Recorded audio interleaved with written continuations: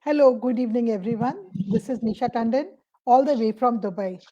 Uh, a very, very warm welcome to all our audience and the people watching us to another session of Authors Corner.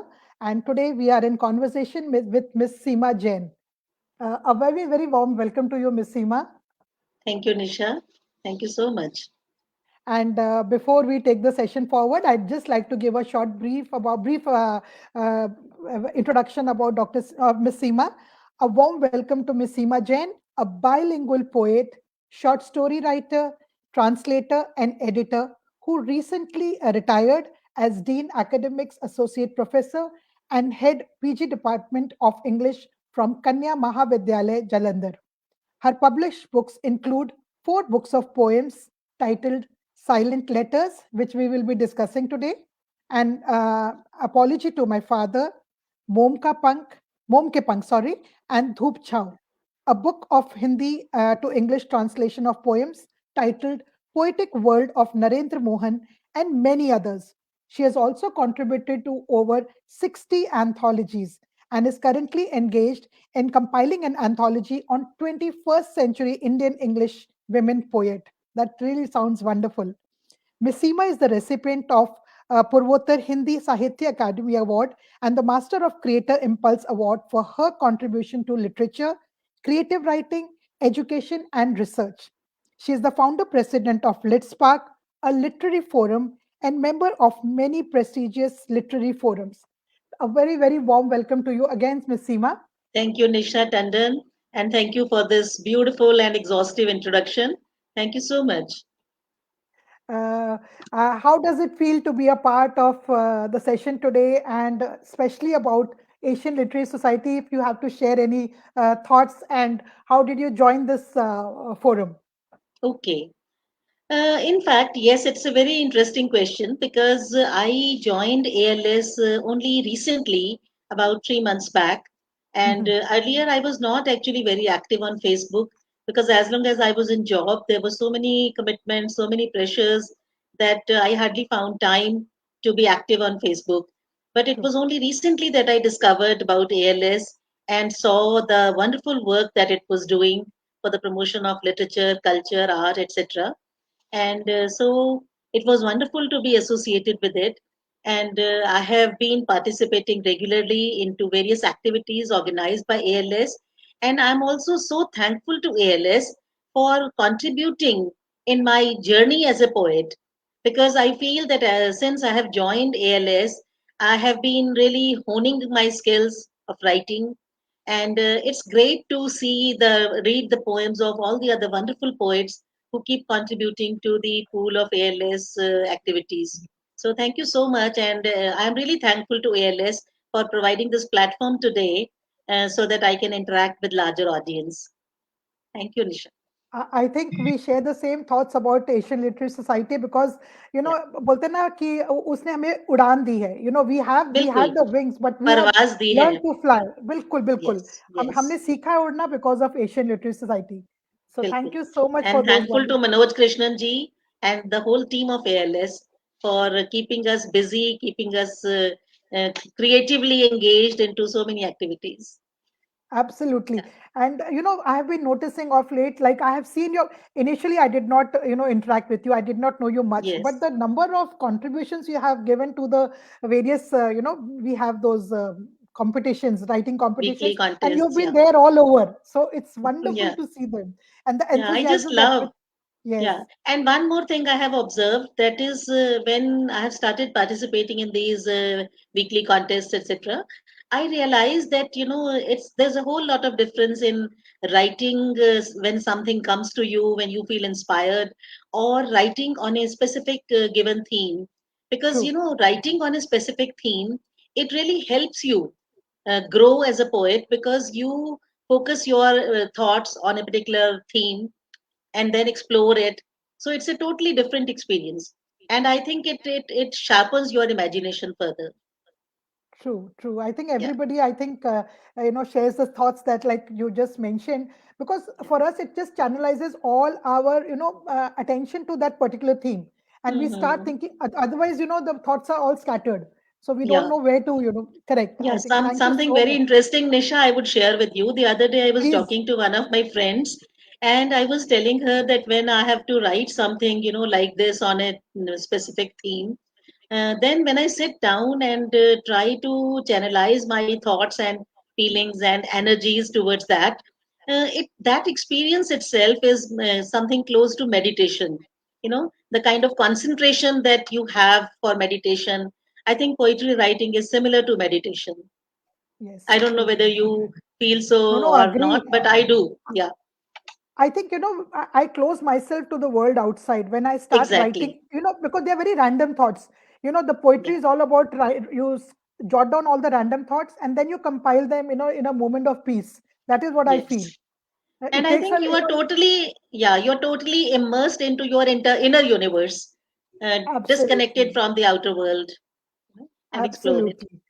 Yes. And I would like to thank all our audience who's been so interactive. They've joined with a lot of, enthu. And Mr. Anil Kumar, he Yes, says, well said, ALS is a good platform for popularizing Indian culture and literature. I We agree. can't, I couldn't we agree all more. agree. Thank you Yes. so much, sir. Uh, Seema ji, today we are discussing one of your books. You've written many and you've participated in many anthologies. So, why is this book special? Can you share this book with us? And can you tell us a little Yes. more about this book? And Well, I let have me this tell the book audience, here. it's a I have this book beautiful here with title. me. Yeah. Yes.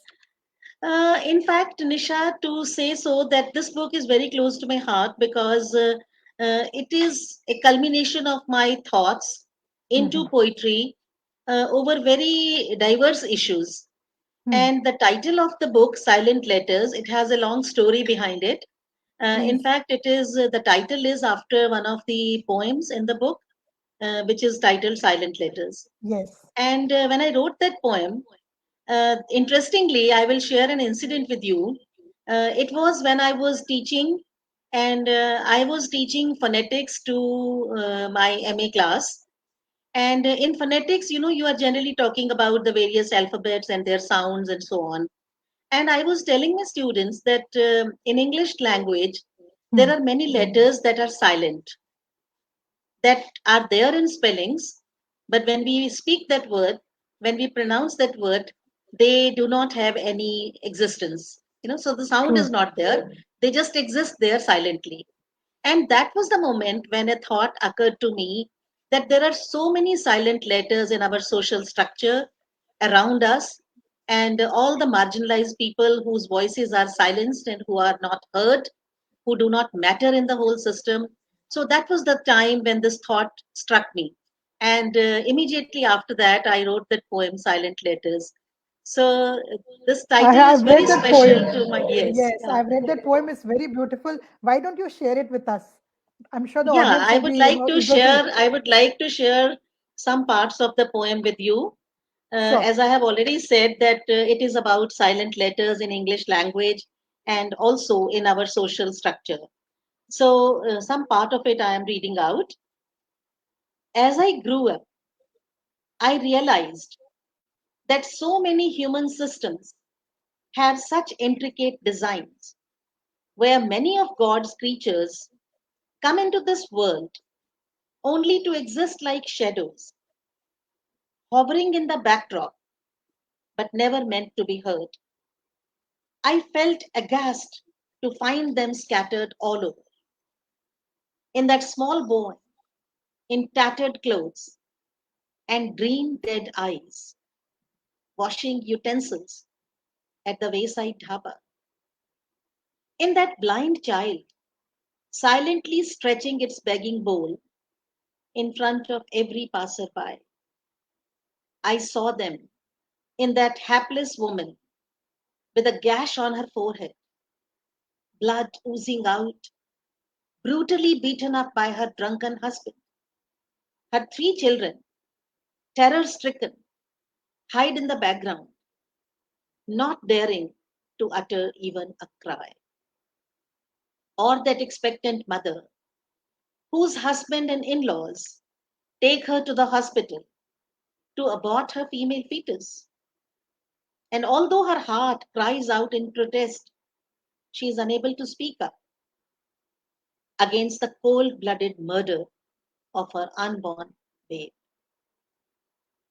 I found them in creatures condemned by the social system, forced to live a life of seclusion on the fringes, labeled as third gender, welcomed only on special occasions like weddings or the birth of a son or a housewarming, but else dehumanized, sans education, dignity, or acceptance.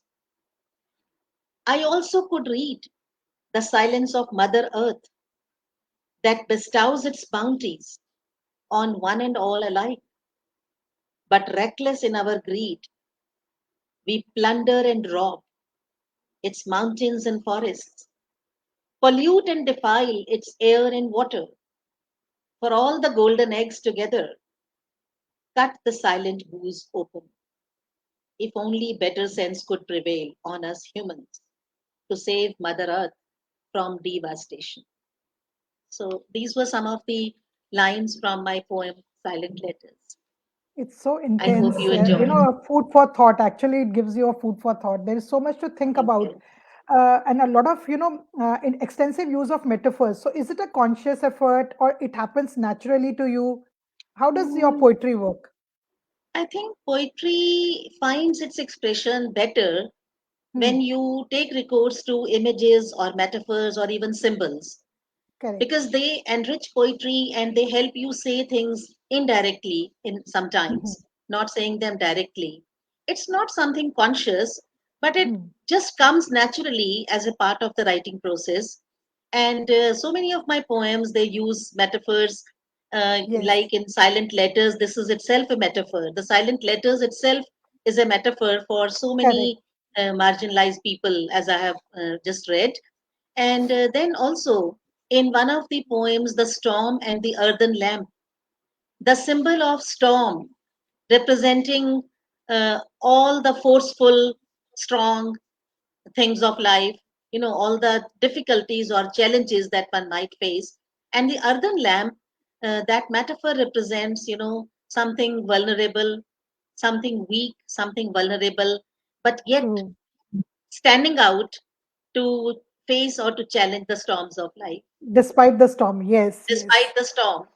Yeah. Yeah, and another of my poems, Icebergs, it uses this metaphor of iceberg for the existence of women and for the customs and rituals that have been perpetuated over centuries, like the iceberg, and which need to be melted and thawed by conscious efforts, and which will take a long time. No, I'm So, so all those glad we're talking to constraints you that because women face. we are Yeah, different perspective to the entire thing. I mean, it's so heart wrenching also to listen to your poetry because it's a sad truth of our life. It's a very yes. something that we take for granted probably. We see it in the society, but we don't do anything to change it. I think all poets by nature are more sensitive, perhaps, Sensitive. or maybe there are many people who are sensitive and who feel the pain of people around them, but Hmm. perhaps they cannot articulate it as well as a poet Correct. can. So the pain does touch your heart, and only then it gets reflected in your poetry. Because I feel, there's a sequence, when you are writing poetry, like people write stories, there's a sequence. Similarly for Yeah. poetry also, I feel like I visualize it and then it just keeps falling in place. For me, it's like a Yes. storytelling. So, Okay. very I nice, think very I think beautiful. with me, I feel that whenever I write a poem, generally what happens is that something, it stirs you, it stirs your heart, it Yes. touches your heart, and then gradually, whether it is some experience that you have undergone yourself or you have observed somebody else's experience and become one with it, empathize with it, and then you Yes. keep thinking about it, and finally, for me, I think when it gets translated into some metaphor that Hmm. can best define it, and also that can be something that everybody can relate to, because I think as long as poetry does not have a universal dimension, if it is True. only individual, it will remain only true to yourself. but it is only when it gets a universalized dimension that all readers can relate to it. So that is when it becomes appealing for the larger audience. Thank you so much for that insight. It's your thoughts are, I think we'll carry these thoughts even post the session. Oh, thank So you so much. now on You are yourself such a wonderful poet, Nisha. when I I just listen, enjoy your poems. I read them and I enjoy them. thank you So, so much. Means a lot, really means a lot because I don't yes. know, maybe the language is a barrier. Sometimes what happens is I Hmm. like to say it in a very simple, simplistic manner so that people are able to relate. So it should not Yes. be heavy when somebody is reading. So Yeah, that's a conscious effort from my side that if that's true. even a layman is reading, he should or she should be able to relate to it. True. So probably all of us think differently. Yes. I think all of Uh, us have our own way of responding to the realities around us. Correct, correct. For me also, every poem has a part of me. Somewhere, something I've experienced, like how you mentioned, or something I've seen around me. So probably Yes. that is how a poet is born. We can't I call think ourselves poets, but yeah, poetry cannot exist in a vacuum. We are very yes, much a part of society, and we are very much a part of family setup and all that. And it is the observed truth or experienced truth that becomes the backbone of poetry. true, true. Now, on that note, I would just like to mention to the audience that, I had the privilege and the honor of going through Seemaji's poetry book. Thanks for sharing it. And My I'm pleasure. just like, sharing a poetry that I have read on for her. And Oh, I that hope would I be could, wonderful, Nisha, to hear yeah, my I hope I poem can do from your justice. recited by you. It will be a rare pleasure indeed. No, I just hope I've done justice to it. No, So no, I'd sure. like to share, yeah, I'd like to share You're the welcome. poetry You're with your welcome. permission. Yeah, I'm looking Just hold forward it. to it. Thank you. Just the sprouting seed. I was trying to peep through the earth's hard crust, breaking silently through my hard shell, rain and sun soaked. I germinated slowly, arms outstretched, eager to emerge from darkness into light. But the sudden gathering of thick clouds, ominous thunder, howling winds, and pattering hailstones sent a cold shiver down my spine, as though the entire nature was swiftly turning a conspirator to unleash its sooty design against my tiny being. Then the benumbing blow of a bulky boulder ripped me apart and crushed me under its gigantic mass. Why again and again and again an innocent infant life is inhumanly consigned to the bin of silence eternal even before being born into this beautiful world. Oh, Nisha, thank you so much. This You was have really this was enhanced the effect of the poem by this visual representation. It was so beautiful, and I really loved it. And I I'm think so you have glad. so sensitively caught the essence of the poem through the images that you have added. So it was wonderful. Your It's an recitation, as honor well for as me. no, no, it's my pleasure and honor to have it recited by you, and also the way you have visually represented it.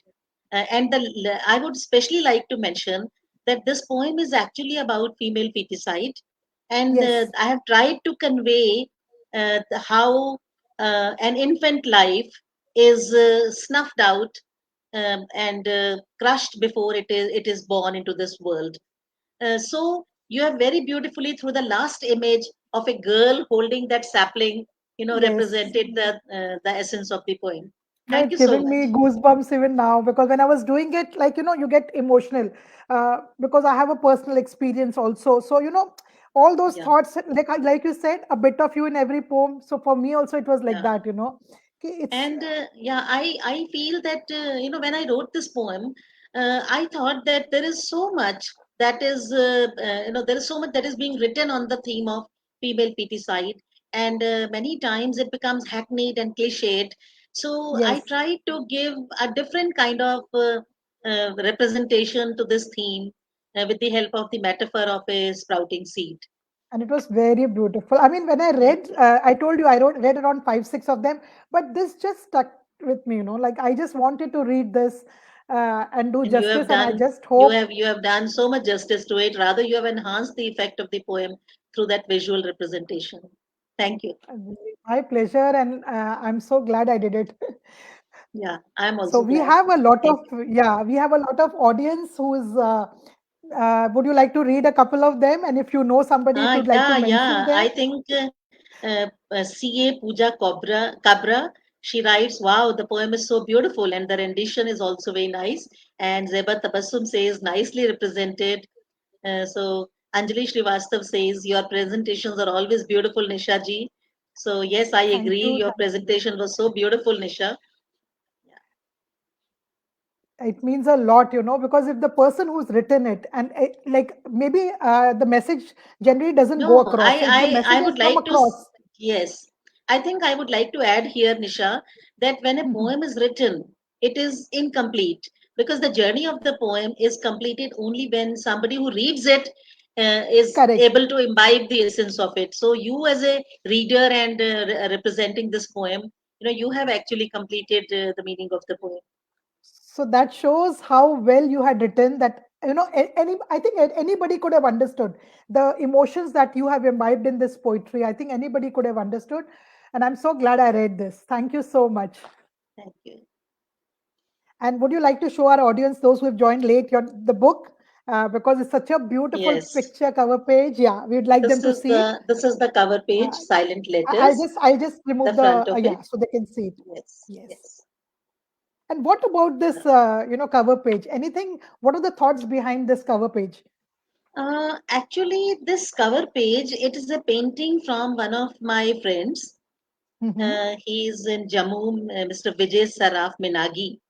So I saw it on Facebook and I just loved the whole kind of, the design and the pattern because I felt that this represents the complex web of life Right. and it represents the thoughts in my poems very well. So I requested him that can I use it as a title cover of my book, and he gladly agreed and gave me the permission, and I'm so thankful to him. He's a great painter and artist, and so this is how the cover was taken up because this complex web of life seems to be very well represented in this painting. So they complement each other, your poetry and his painting. Yeah, definitely. I think his painting has given more meaning to the book and to the poems. Yeah. So when can we see the next, published book from you? And is there any specific theme or anything that you have thought about when you go into publishing your next? Well, actually, I have coming in the pipeline many Mhm. projects, and I have a good number of poems written in English and Hindi. So I'm planning to have one each anthology in English and Hindi. Mhm. It's just that too many activities they are not allowing me to go back to them and to organize them and shape them up in a book. So And it whenever needs I a lot of get time some, and efforts. yes. So whenever I get some time in between, I plan to settle down and shape them into a book. And also, I have a couple of short stories written, and so another collection of short stories I am planning to get published.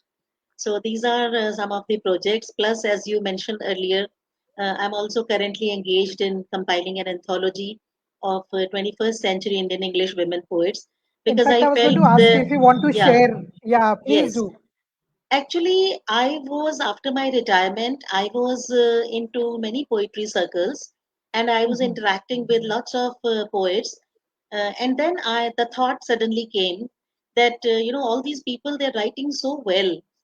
Mhm. So I think there is no such anthology at present which represents the voices of the poetic voices of the Indian women currently writing in English. And so I thought that there are earlier poets, the poets of the earlier generation. A lot of work has been done on them, but to Mhm. represent the voices of the female poets Currently. currently writing in India in English, that Mhm. needs to be compiled. So, with that thought, the whole thing was born. And then when I started reaching out to people, and the whole process was started. And I'm glad to share with you that it has resulted in a very good response. And I have received poems from very celebrated, acclaimed poets who are also award winning poets and celebrities by their own right. And I have received more than 100 people's poems. So, right That's now, the work amazing. is going on. Yes, the work is going on, and editing process is going on, and the other details are being worked out. So hopefully in another 6 months or so, this book should be there, and we should have We it in wish you hand. all the best for that, Thank because you I'm so much. sure it is going to Thank you, be Nisha. one of its kind. Thank you so much, Nisha. Yes, I also intend to make it something different, something unique. So let's hope that it comes out well. So probably another author's corner, we'll have you with that book. Oh, yeah, definitely. I look forward to it. Yeah, it would Great. be Now, a on that pleasure. note, anything else, Mhm. another poetry of you, because we can't have enough of you. So another one from you. Yes. I think I would like to share a very different poem. We have been Please. talking about all the pain and misery and other things. So Hmm. here is a poem that is about the delicate process of poetic creation. Mhm. So there are lots of metaphors again here. It's Lovely. titled Catching a Butterfly. Oh, So here nice. it goes. Well, like a floating cloud, vapory and full, shapeless, directionless, ready to unburden itself, like a butterfly, colorful, shimmery, hopping from flower to flower, tempting hands to catch it, but eluding their grip. A fleeting thought, ephemeral, evasive, faced with a crude hand or a harsh look, silently slips away.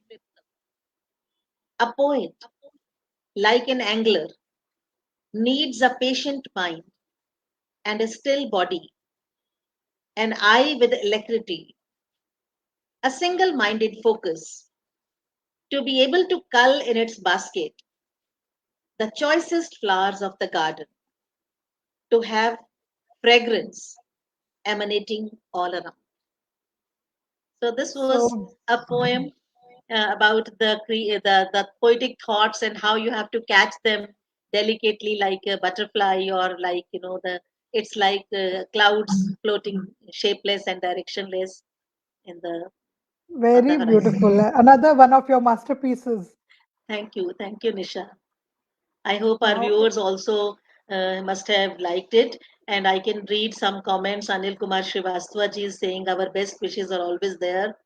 And there were some everybody is other wishing you all the beautiful best for your comments. next. Yeah, thank you. Thank you so much. Now, before we wind up the session, I mean, the time is just running Yeah, out. Just one yeah. thing, because you're a published poet, you've participated in Mhm. anthologies also. What are the Yeah. difficulties generally, in this entire process? So, if you can share any difficulties that a poet or an author faces. Well, I think, Nisha, this is a very difficult area to Mhm, focus upon because I feel that emerging or young poets, they do have some difficulty when they think of mhm, getting their works published. And generally, maybe the publishers, they have their own constraints because they have to see the sellability of the product. And correct. poetry, as it is, does not find many takers as it is. So True. there are difficulties, definitely. You cannot deny them. And more Mhm, often than not, I think as far as some financial gains are concerned, I think poets, they do not get much by way of that. true. But I think the poets, those who are committed poets, they're not even looking after that aspect. For them, Correct. more important thing is to reach out to the larger audience, to be able to share their thoughts with the people who are interested in poetry. And Mhm, these days, the scenario is changing because of the social media platforms I think many younger poets, they are preferring to, instead of getting their poems published, they prefer in to put them paperback. on in the form of videos on online YouTube channels, etc. So I think there is a whole lot of possibilities today available to the younger and emerging poets. True. So you spend lesser and you get the, you get your work across to a larger audience. There Yes, are yes. I podcasts. I think, mean, people are doing every yeah, kind of they're experimenting. yeah. And I think it's good because this is, easing off the pressure of getting it published in the form of a hard copy. Because as Hmm. it is, the reading habit is declining, and True. the younger generation, it prefers to read things on Kindle or online rather than Correct. going to libraries and looking for the hardbound editions. Yeah. And I don't think we'll ever go back to that era again. Uh, We've spent our evenings in the libraries. So I don't yes, think that that time is time, coming back. that the romance of that time is, I think, faded with Faded. Yes, time. true. Yeah, there is But another I'm glad comment we by were a Renu part of that Gupta. era. Yeah, Hmm. I can read another comment by Renu Gupta. Beautiful poem about poetry writing process, dear Seema. So the viewers are constantly, sending beautiful comments, and I'm so thankful to each one of them for joining us today.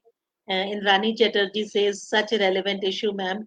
So I am really thankful to each one of them for having joined us today, for participating in this talk show, and for encouraging me with their comments. Thank you. And it has been an absolute pleasure having you over. And Yeah, it has and been my let's pleasure too, Nisha. Yeah. and we had a wonderful session. And I think it was just a heart-to-heart chat. It was a very Yes, normal chat, and that is why it is more yes, relatable. Yes, yeah. I think we were, like as if we are conversing, So it was correct. more of a conversation around this subject. So very Absolutely. enjoyable conversation I had with you.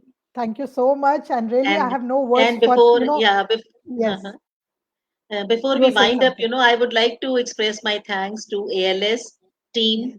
and to you and to Manoj Krishnan ji for providing these wonderful opportunities for reaching out to the larger audience and sharing our thoughts with them. Thank you. You were Thank you going so to say much. something, Nisha. Thank you so much, Seema ma'am. I have no words. Like it has been very enlightening for me. I'm taking away so much from this session, because So am my I, Nisha. thoughts. So am I. Yeah, I have no words actually. I'm at loss of words. And I'd like to thank you once again for joining us today. Thank And to you. our audience, I My would pleasure. again extend our thanks for being there with Yes. us, for supporting us. And, every Monday they have been there leaving remarks and leaving their comments, which encourages Yeah. us to, do better. I think we In also, fact, I think that is the whole idea because as long as our viewers are not there, the show would not have yes, any there's no meaning. point. So it is they who give meaning to this whole exercise. True, true. Yeah. Thank Thankful you to so them. much. Thankful to each Yes. one of you. Thank Thank you. you. And we'll be seeing you again on next Monday, Yeah, look same forward. time, same place. Yes, ma'am. Thank you so much, Thank you. Seemaji. Thank you. Thank you, And Nisha. thank you to Thank the you. audience. And thank you to Manoj Krishnan for giving Yes. us this opportunity and this platform. Thank you.